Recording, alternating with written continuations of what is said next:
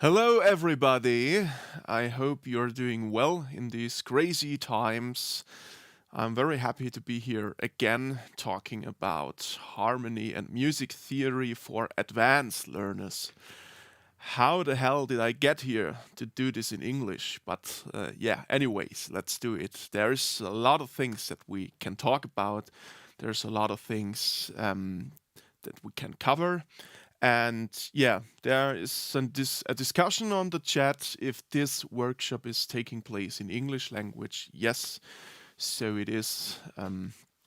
As a matter of fact, I try to do it in English today. I might switch a little bit to German when it comes to explanations or if there are questions. And I guess there are, again, a lot of German students who are going to join us today. But as a matter of fact, this workshop is for our English students all around the globe. So yeah, let's go. This workshop actually is the second part of our harmony theory workshops. I've been doing these for years now, and I try to make it kind of different each time I do it. So this time, again, we have a free part, the first hour, which is streamed on YouTube, and the second part, which could be considered as the main part, is for our students only in the online campus. Everything that you are about to see is part of our short course Harmony and Music Theory, which is also part of our HOFA diploma in audio engineering, which is, I would say, our major course that you can take and the preparation for our bachelor program. So yeah, I hope you enjoy the ride for today, and yeah, let's do it. So today is not about the basics. I won't explain what is a triad or an interval or basic stuff like that because we did that in the past. You can also take a look at our short course if you're not so good and aware with all this basic stuff. So, but I would like to recall a few things which I think are important to get a job done. So I will often rely on a tool which is called the Circle of Fifths. It's a tool where you can find different relations of keys to each other because, let me take a look at this little tool so it's easier. There it is, the Circle of Fifths. So if you go up clockwise in fifths, you will reach different keys, and also the accidentals will increase as well. And if you go down in fifths, you will reach different accidentals as well. On the right side, we have the sharps, and on the left side, it's the Bs, the flats in general in English.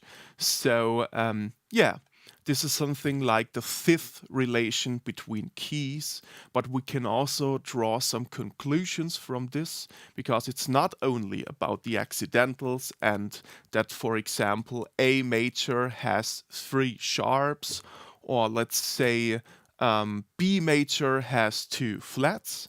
It's about the relation of the different keys as well. For example, we talked about the step theory and the functional theory already in the first part of this workshop, which was in December. And we came up with the conclusion that there has to be some different relations. And yeah, that's the case. We have the first step, which is the tonic. We have the fourth step, which is the subdominant. And we have the fifth step, which is the dominant.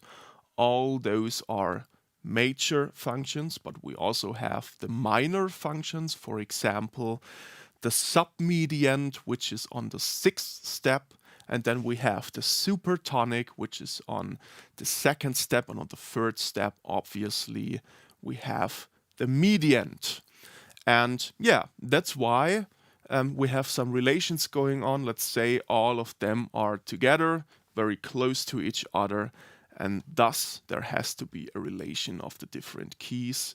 And that's why the Circle of Fifths is actually a quite powerful tool to get a job like analyzing what's going on from a harmonical kind of view done. Yeah. I will recall this little tool every now and then because it's a good helper. And for today's session, I prepared some examples that aren't that easy actually, because last time, of course, for explanation purposes, it's better to focus on easier keys like C major or A minor with none or less accidentals. So, but in this case, we might take a look at some more advanced examples. So, I would like to start with a little recall from our last session. For example, there has been a topic which is basically titled relative keys. And as you can see in this example, let me zoom in so I guess you can see it a little bit better. In this example, we have 8 steps, but the first and the 8th step are equal to each other.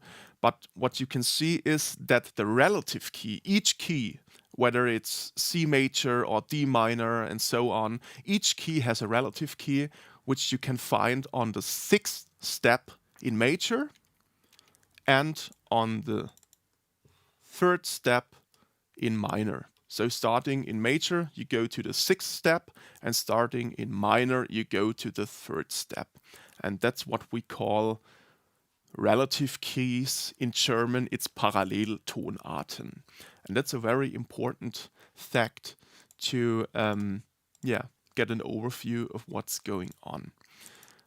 Another important fact that we already did is that we can take these steps and come up with the so-called step triads. If you take, for example, let's say C major, then you have 8 notes starting with C and ending with C, because that's the definition of a major scale. And what you can do is you take all the notes that occur in a major scale and you come up with triads. So for example, I have the first step, which is C, obviously, because we start with C major in this example. But if I build a triad at a 3rd and another 3rd, then this all will lead to our step triads. For example, the 2nd step starting with D minor, and then we can add a 3rd and another 3rd, but all of these has to be the original notes that are part of our actual key. So let's say if we are in C major, I shouldn't add an F sharp or a D flat, because these notes aren't part of our C major key, of our C major scale, and that's what it's all about. Of course, you can do it. You can bring in all these variations and add some accidentals like sharps and flats to make it sound more interesting, but that's another kind of story. The step theory in particular is all about having some kind of rule and to follow this rule. So if we come up with triads for each step, this will result in the step triads. And in these step triads, we can relate to major functions and minor functions. So here they are again in major. Step 1, 4, and 5, tonic, subdominant, and dominant. For this example, it is C major, F major, and G major, as you can see here. And there are also some minor functions, as I mentioned before. The submediant, which is the relative key to our tonic C on the 6th step. Then we have the supertonic, which is the relative key to our actual subdominant, and the median, which is on the 3rd step, which is the parallel key, the relative key in particular, to our dominant. And these are the major and minor functions. In major, it's quite similar in minor. So if we start in minor and we come up with the step triads, we can also say, okay, we have 8 steps. 1, 4, and 5 with the major functions as mentioned before, and a little bit different when it comes to the minor functions because the distribution is a little bit different. This is due to the fact that a major scale has its semitone steps between 3 and 4 and 7 and 8, and the minor scale has its semitone steps between 2 and 3 and 5 and 6, and therefore the distribution of the notes is a little bit different. So that's what we gotta keep in mind when it comes to analyzing what's going on in the harmonical world. It's actually pretty basic, but I would like to recall it at this part before we dive into the materia. All right. So let me take a little, there's a lot of going on. Okay, I think the technical issues could be solved. Okay, Dennis Ward doesn't do the workshop today. It's actually me, so you gotta deal with me. I don't know if Dennis knows that much about harmony theory. He's a very good musician. I could ask him if he would like to give it a try next time, of course. But today it's actually me, so you gotta deal with me. Okay, so first topic that I would like to talk about is inversions. So I prepared something. This is my virtual keyboard. If we have, let's say, a C major triad, I can also play it kind of different because this is the basic structure, but I can play it as a first inversion. First inversion means it's actually the same notes, but played in a different position. It doesn't start with the root note C. It does start with my first with my first third, which is the E in this case. And my actual root note, which is the C, comes up at the very end on top of my chord. So this is the first inversion. Let's go to the second inversion. Same principle. I just go up, and there we have the fifth as the new root note, if you would tell, at the bottom of the chord. So that's it. Again, that's the basic structure. Then we have the first inversion, the second inversion, and finally, here we are again. Let's take a look at this. So starting with the root chord, with the basic structure, the first inversion, as mentioned before, the actual root note will be added on top, but this chord starts with the first third, and then the second inversion starts with the second third, or with the fifth, if you would say it like that, because speaking of our triad, it would be on fifth position, which is the G in this example. So the second inversion is kind of different before we reach again our root chord 1 octave above. So that's basically it about inversions in major. You can also do it in minor as well. That's no problem. So same procedure. The root chord, first inversion, second inversion, and the root chord again played by an octave above. So let's take another look at my keyboard. And again in minor as well.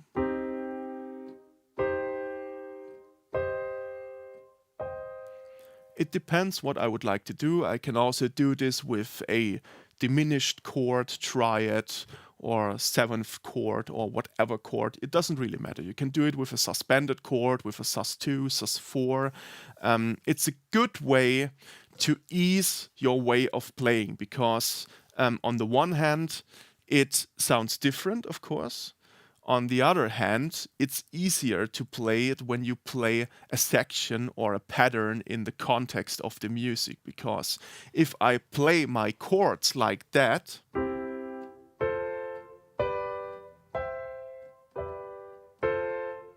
it works, but there are a lot of jumps going on, as you can see.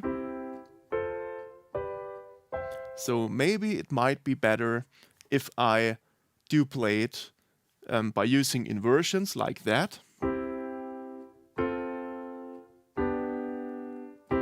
Because I'm a rather lazy guy, I would say, so I don't want to take the extra effort and jump between the keys, because I have to jump by a fourth, then again it's a major second, but then again it's a perfect fourth.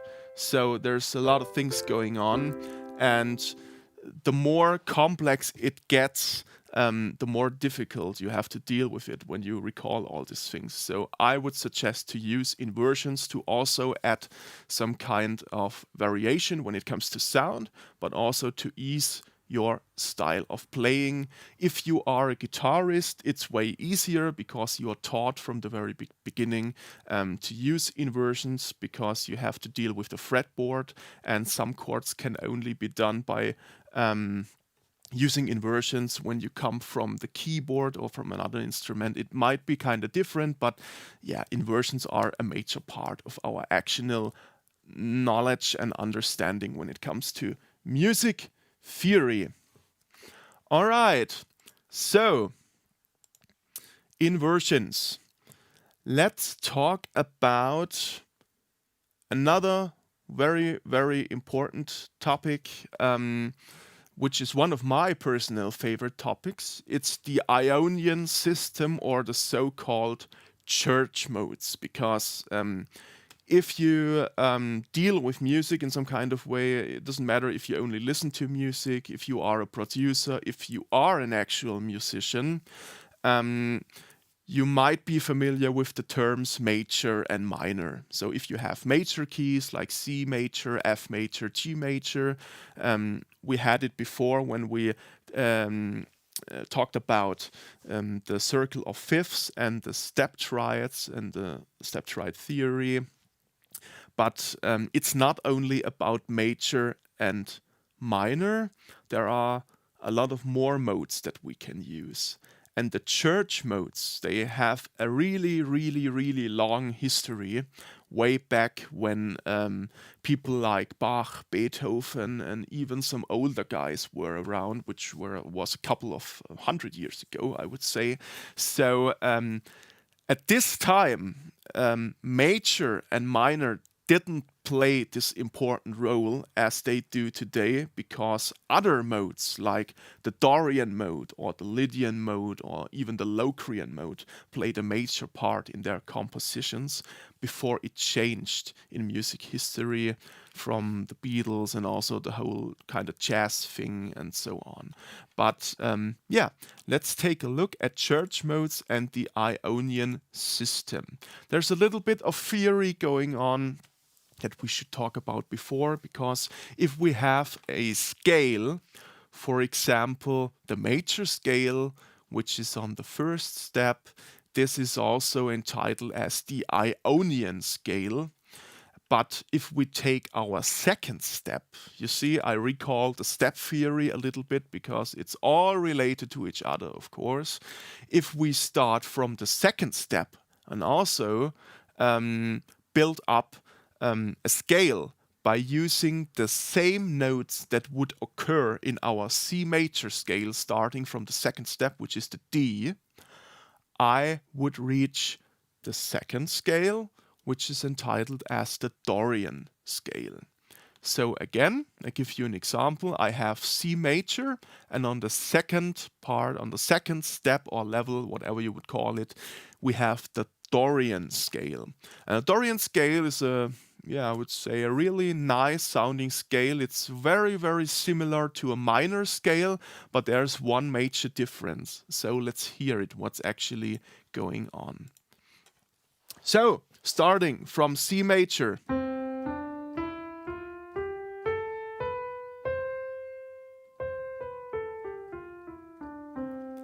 Nothing special, actually. It's the C major scale. No big secret, no mystery. So, but as I told you before, we'll move to the second step, starting from the D, but important fact, we use the same notes that occur in our C major scale. All right? So let's do it.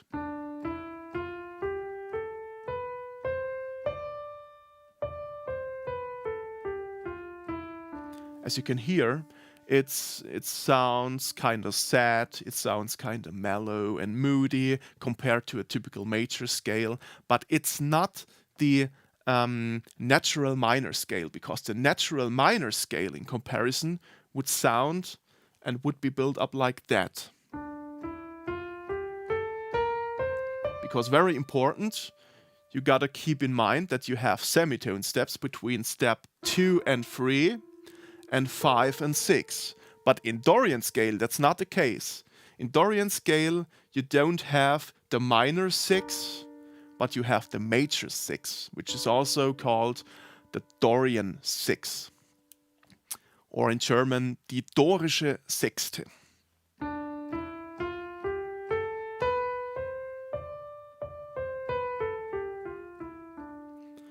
Maybe you're with me. I would actually say this kind of scale has a very, very medieval vibe going on. So a lot of songs from the Celtic area and many medieval bands that use very, very traditional instruments often compose and write their songs by using the Dorian scale.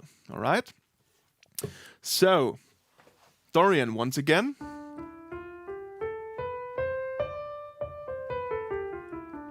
You can also use the Dorian scale starting from a different key, from a different root note. Let's take, for example, root note A.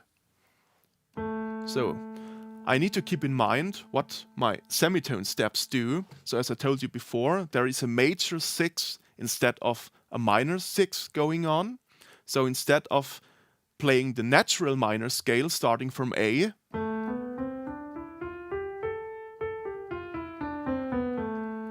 I play the major 6 and the Dorian scale.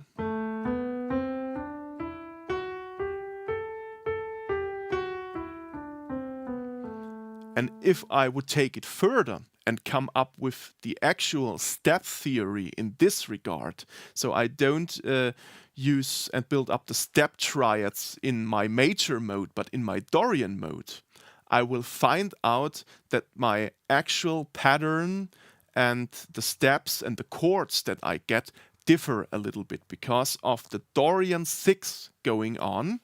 We have a D major triad on the 4th step in our Dorian scale. I give you an example.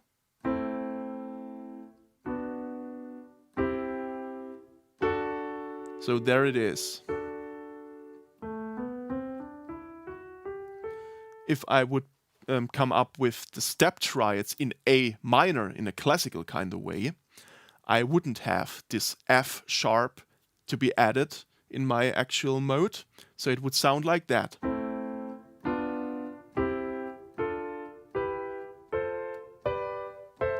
But using the Dorian scale and the Dorian mode, I gotta keep in mind, okay, there's an F sharp, my 6th step has to be raised by using an accidental, which is a sharp, so I have F sharp instead of the usual F.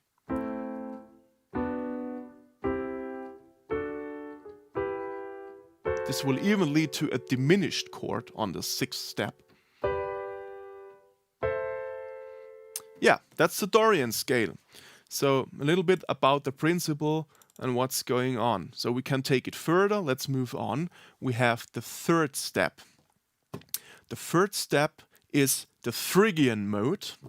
And again, we use the same notes that are part of our actual major scale, but the role and importance and the structure and where you can find the semitone steps changes. So our Phrygian scale sounds like this.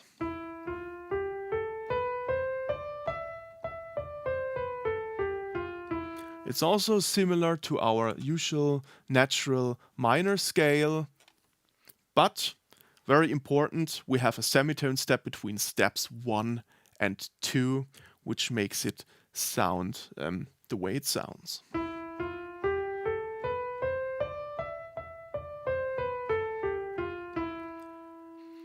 A little bit of a comparison. If I would play the natural minor scale, it would sound like that.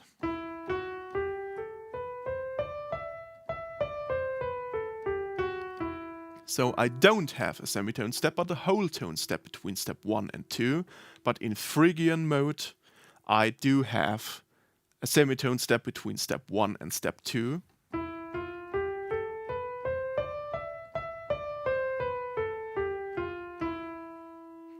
Alright, let's go on.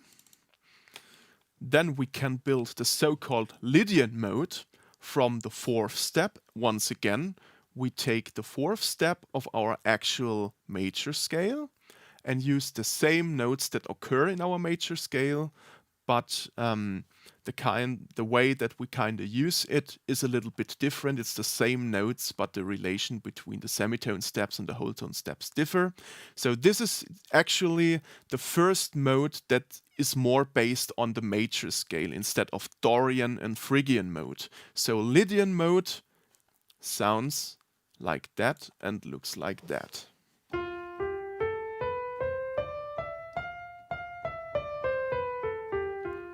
Sounds very much like major, but there's one difference again. It's the 4th step. We have to play a triton here, which is, for example, an augmented 4th or a flatted 5th.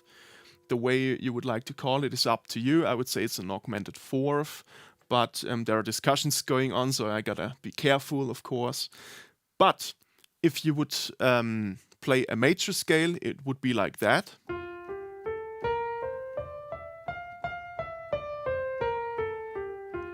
But the Lydian mode doesn't have this semitone step between 3 and 4 as you would use it in a typical major scale.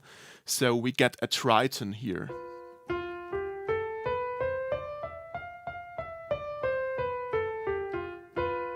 There it is, my triton.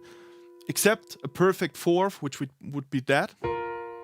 This is a perfect 4th. We have a triton in Lydian mode. So again, let's move on with the Mixolydian mode. The Mixolydian mode is on step 5 when we talk about a major scale, and is also very similar to our major scale because it's only one note that has to be changed. So let's do it. The Lydian mode, the Mixolydian mode.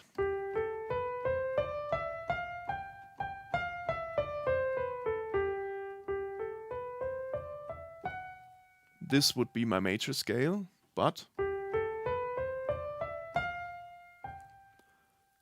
I have to lower my F sharp.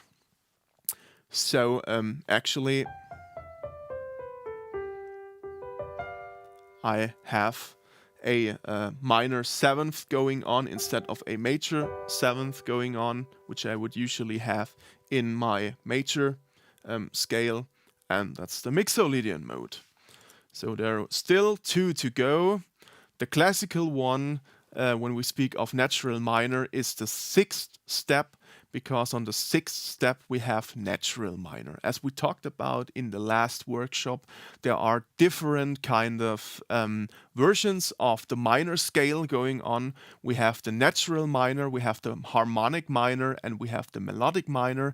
And the natural minor scale that we know by nature is the one that we can find if we head up from the 1st step to our 6th step, as you can see here. And as you may remember, it's also part of our step triad theory. Let me give you an example. Step triads, there they are. 1 and 6, so 6 is A minor and it's a major part of our C major or whatever major scale. So yeah, it occurs on the 6th step, and that's natural minor, the Aeolian scale, Aeolian minor, when we talk about church modes. Once again on the keyboard. Maybe a bit lower.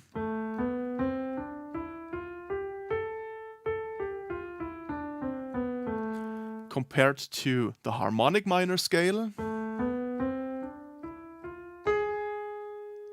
where we raise the 7th step with using a sharp, or the melodic minor scale, where we also raise the 6th step, but the natural minor scale as we know it is part of our natural church modes that can be found on the 6th step in our major scale.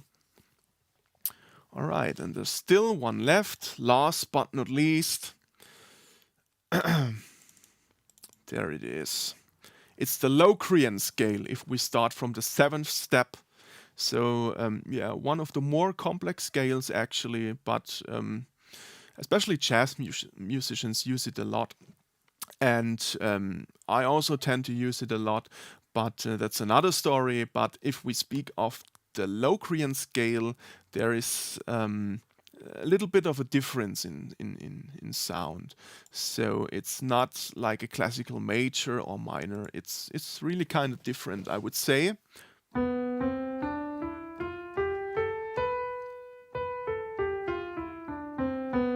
I wouldn't say it's more on the major side or more on the minor side. It's maybe a mixture. That's because if you use the step triad theory, you could come up with some really variations of chords, like a lot of diminished chords, and that's why it sounds like that. Another important thing is that our 7th step is also the leading note in our classical major Ionian scale, and that's why it sounds kind of unfinished, you can say, in this context. If we really start from the C, doing the Dorian, the Phrygian, the Lydian, the Mixolydian, the Aeolian, and finally the Locrian scale. So once again, here they are. Ionian, Dorian, Phrygian, Lydian, Mixolydian, Aeolian, and Locrian scale.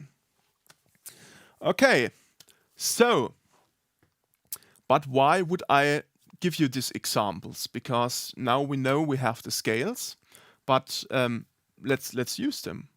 Or let's see where they actually appear in our modern music that we like to listen to, that we like to produce and stuff like that. So let's give you some examples. I guess you are all aware of the major scale, for example.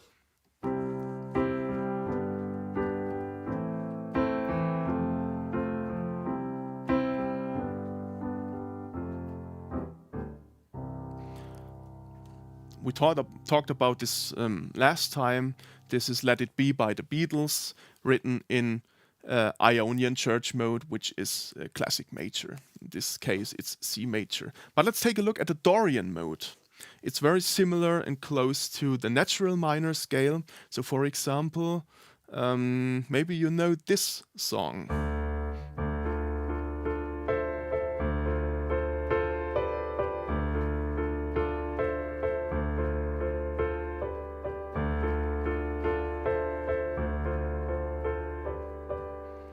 So this is the intro section of the song Feel from Robbie Williams, and this is written in Dorian mode because we have a G major chord going on in D minor, which is actually not part of D natural minor, but it's part of our D Dorian. So that's why we don't have the B flat, but just the usual B.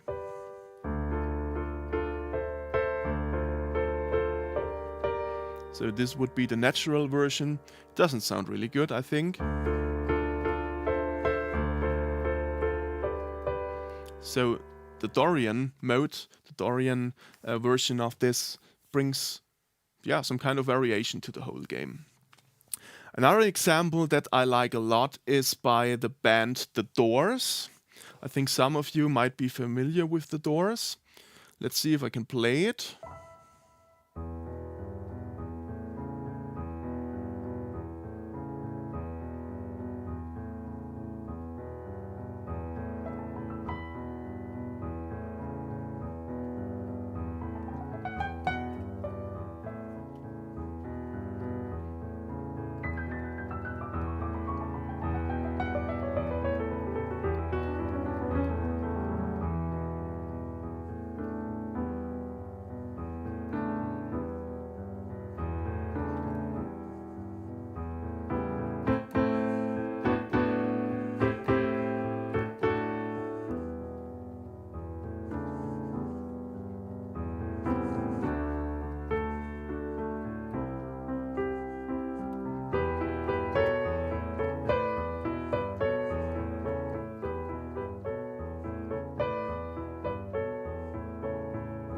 and so on. This song is called Riders on the Storm from the 70s, I think, and is written in Dorian Mode. So let's take a little look at the chord expressions and what's going on. We have E minor, but also A major. And as I told you, Dorian Mode is about having the major sixth in your natural minor scale. And thus we don't play the A minor chord, but the A major chord whenever it has to be played. And yeah, that's actually basically about it. There is a modal change because the beginning is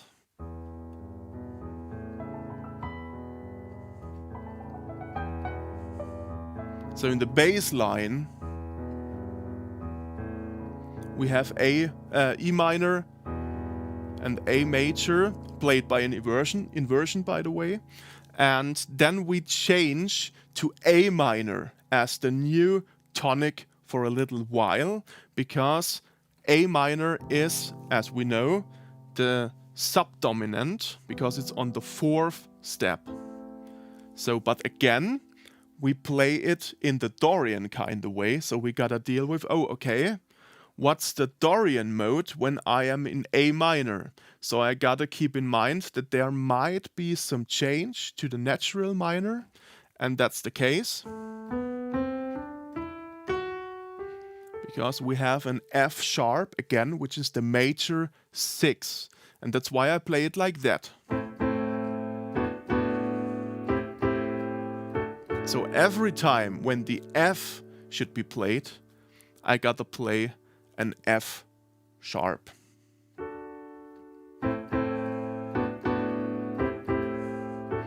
And then it goes back to E minor, to E Dorian.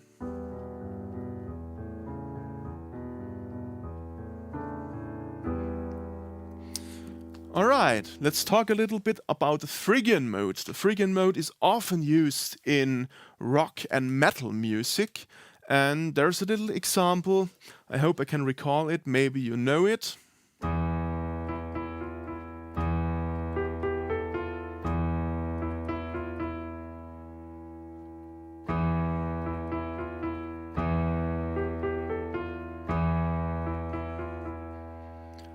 There are some more examples, of course. This is a song by a heavy metal band Metallica.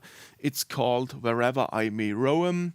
We're not going to cover all of this today, of course, because it's quite a long song, but the intro section and a little bit more of the riffing that's going on is it's written in Phrygian Mode. Lydian Mode with the triton can be found in The Simpsons main theme, for example, and a lot of movie scores actually use the Lydian Mode.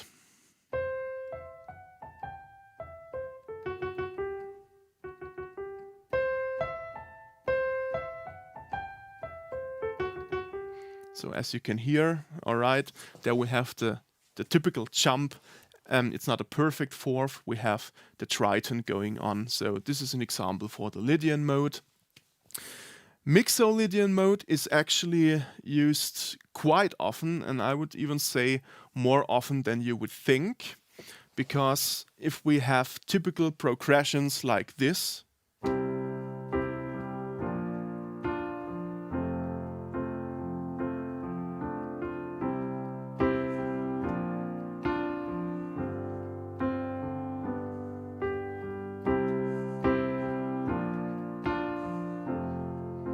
as you can hear, it works because it's very close to our typical major scale, our major mode, Ionian, C major or whatever. In this example, it was C.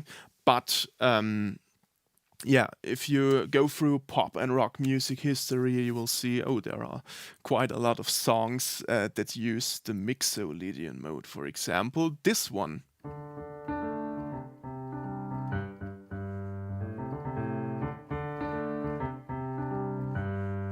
And so on.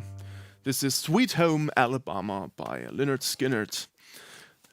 I guess a lot of you might be familiar with this little tune. Okay, there are actually so many examples for the natural minor and Aeolian scale, and that's why I would like to cover this. But let's talk about the Locrian scale. The Locrian scale seems to be some kind of exception, but there are some songs that use it. For example, there's a heavy metal riff by British band Judas Priest, and their 1990 song Painkiller, the main riff, uses the Locrian scale. So it goes like this.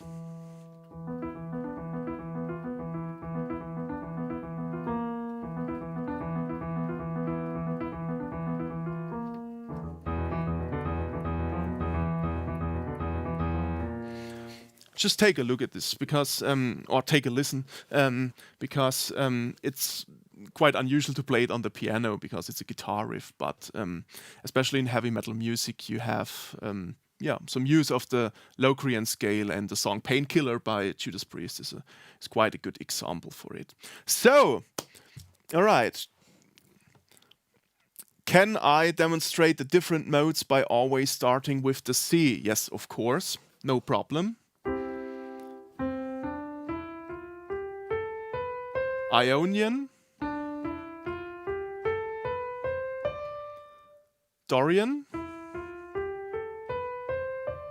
Phrygian, Lydian, Mixolydian, Aeolian, which is also the natural minor, and finally, last but not least, the Locrian mode or scale. And so on.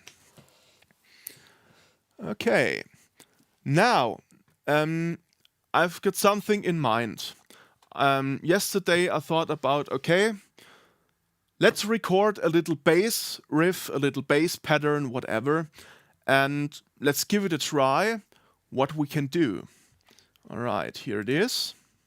It's nothing special.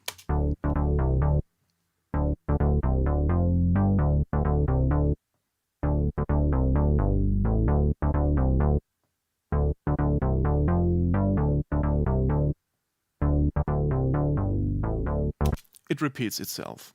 So this is actually starting from the root note D, so it's not C, it's D this time, but still not too complex for the beginning.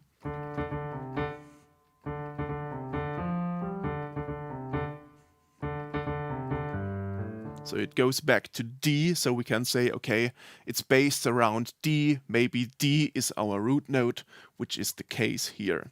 But which kind of key is actually used? Is it D major, D minor, diminished, Dorian, Locrian, or whatever? So let's give it a try by sorting out the notes that are being played. And on the lower section. So we have actually D, C, F, G. And finally A as well. So it is like that if we play these notes one after another. And what's so special about this little pattern or section? It's actually a D minor pentatonic, because we have 5 notes going on. We don't have any semitone steps. Of course, they aren't played like a typical scale, because there are some upper notes and some lower notes, but if we bring them up together, we have a typical pentatonic scale. Okay, so it's a minor pentatonic, but what fits to a minor pentatonic? Let's try a little bit with this section. So I play it once again, and I will add some chords that I think do the job quite well.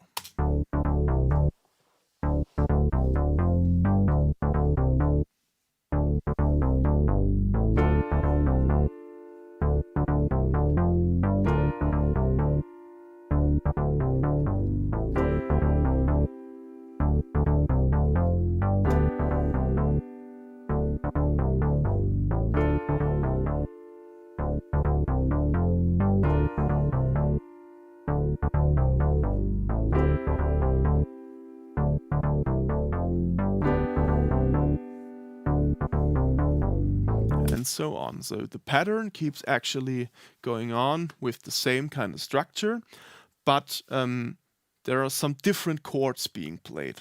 I started with a D minor chord, the classical way, no special things going on. But then I switched to B flat major, sorry, it's B flat major, by playing an inversion. I don't play it in the typical basic structure, which would be like that. I play it as an inversion, which is like this. So this is very close to my actual D minor chord. So I don't have to jump up or down. A jump up would be maybe too much, which is here. A jump down is less effort, but it's still effort. So I decide, okay, let's go with a little step up. So I only have to change one note to land on B flat with the first inversion being played. And then I go down to C, which is a C major triad. So let's take a look maybe at the step triad theory.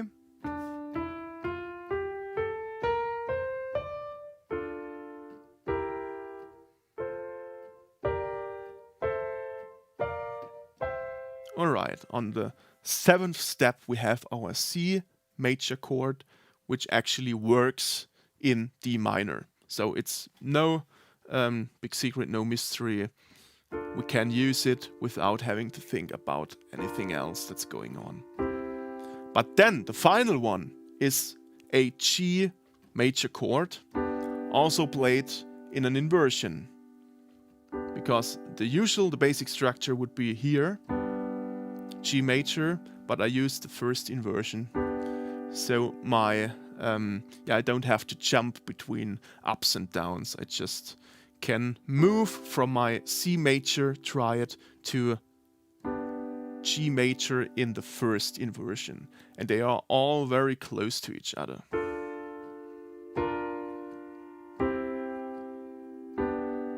Okay.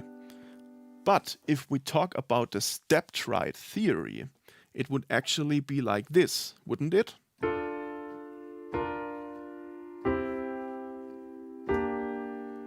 Because if I come up with the D minor scale, I have a B flat.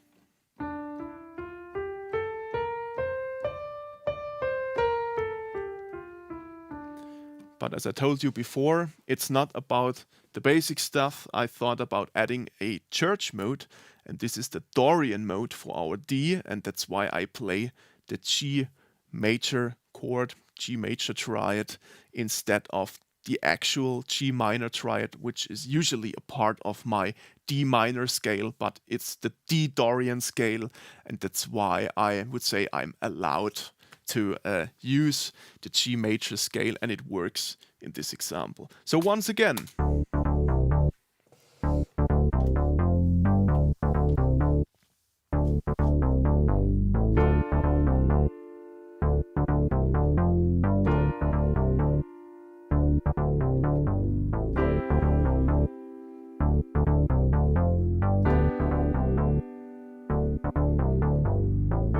and so on. Of course, you can try with this pattern in particular or something else and add some different modes that you like, maybe some harmonic minor or even a blues scale if you like, which would work as well. So it's really up to you with what you would like to come up with. All right, so I always think about Michael Jackson's Thriller, because I think Thriller is also written in Dorian mode. It has some Dorian parts going on. So I thought about, oh, maybe this could work for this workshop. Okay, so another part that I would like to cover is extensions of chords. It's a little bit more difficult, if you would say. Let's take a look at this little section and pattern.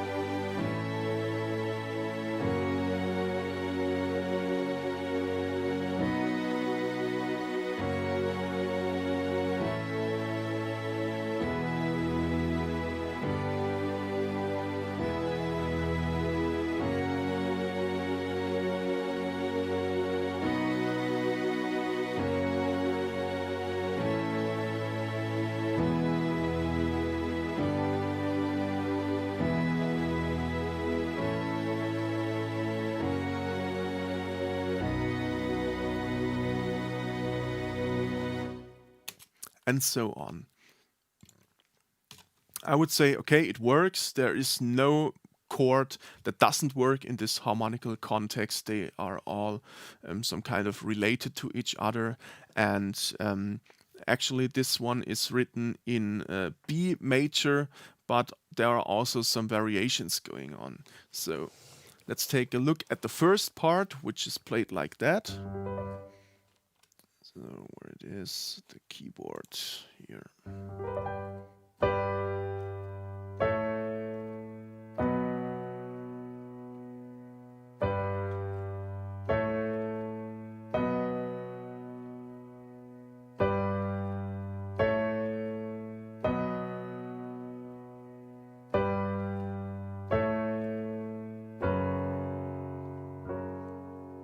Okay, it was played a little bit different because the end is played like this. So it works, but I would say, okay, it actually sounds kind of boring. So what could we do to bring in some variation to make it sound more interesting? And I actually ended up by doing an arrangement like this.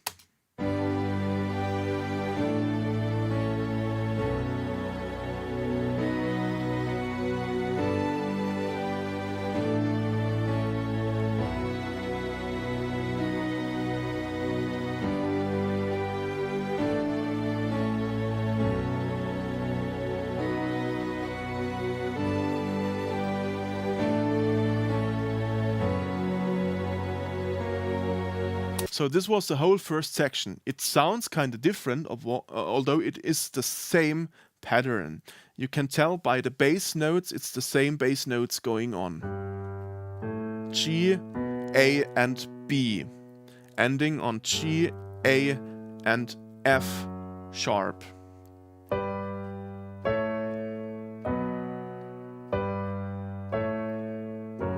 Kind of basic chords, but what I did, I added some chord extensions, some seventh chords, some additional notes to make it sound more interesting. So let's play it.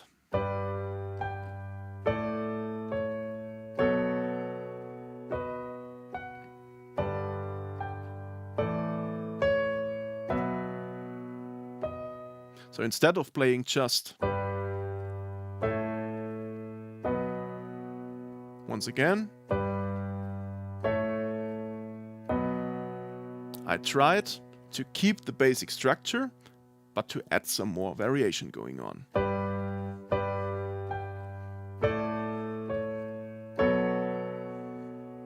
For example, this chord in particular. What do we have here? We actually have a B major with an additional minor 7 and a major 9th. So played together, it is like this. Resolving again in our B major. And here it's something like a suspended chord, like similar to a sus4 chord. So I play a sus4 followed by the actual major chord, which is A major. Something like a grace note, you would call it in classical music, a grace note.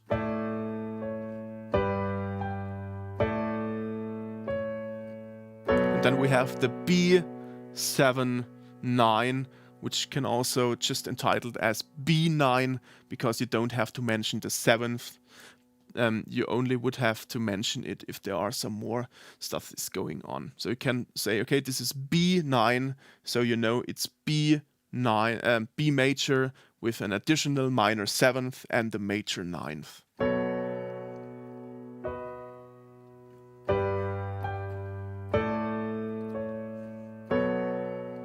And what I did with the sus4 is I left out the 5th.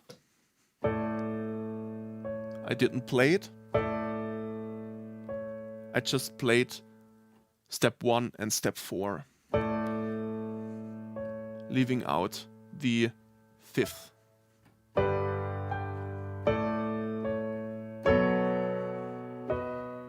And And then again, instead of just playing G major,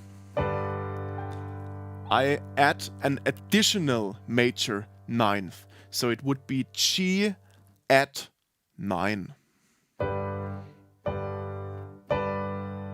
Because there's our G, and here we have the 9th step in the major part. So it's the major 9th. Once again.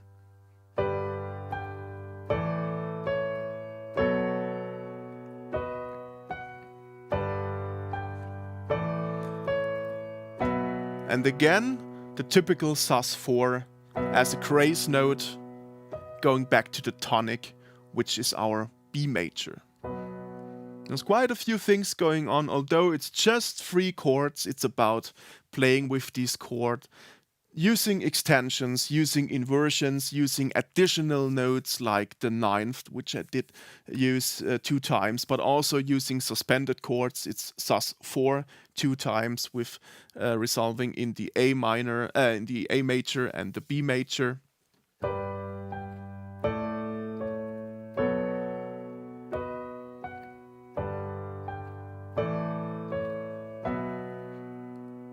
Once again.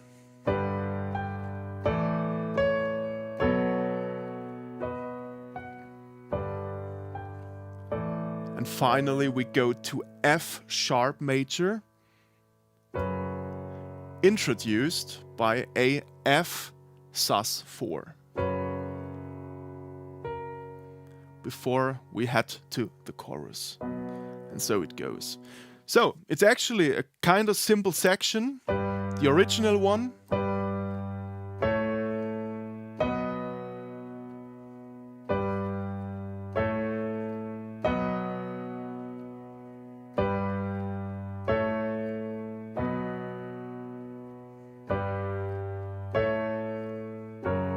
So again, my version of it.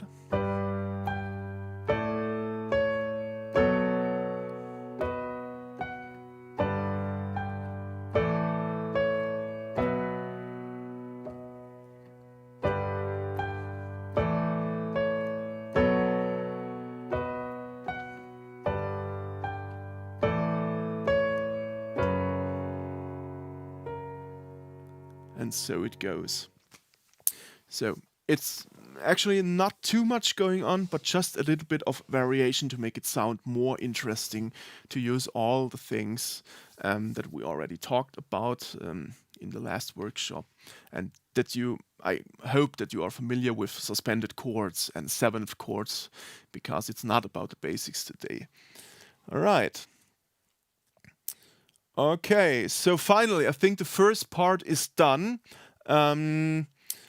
I will go on with the second part, so we can have a little chat, of course, as well. I prepared some more things, some scales, modes, and whatever, some practical use like modulations and the importance of the root note and stuff like that. So just a little bit of a teaser of what you can expect. And yeah, for those who just joined the free version, I hope you like this little session today about harmony theory. As you know, there is a lot of things that we can cover, but yeah, it's just a little teaser of this very, very complex topic. So yeah, there we go. Let's take a little break, and I'll be back in 30 minutes in the online campus. So stay tuned and see you.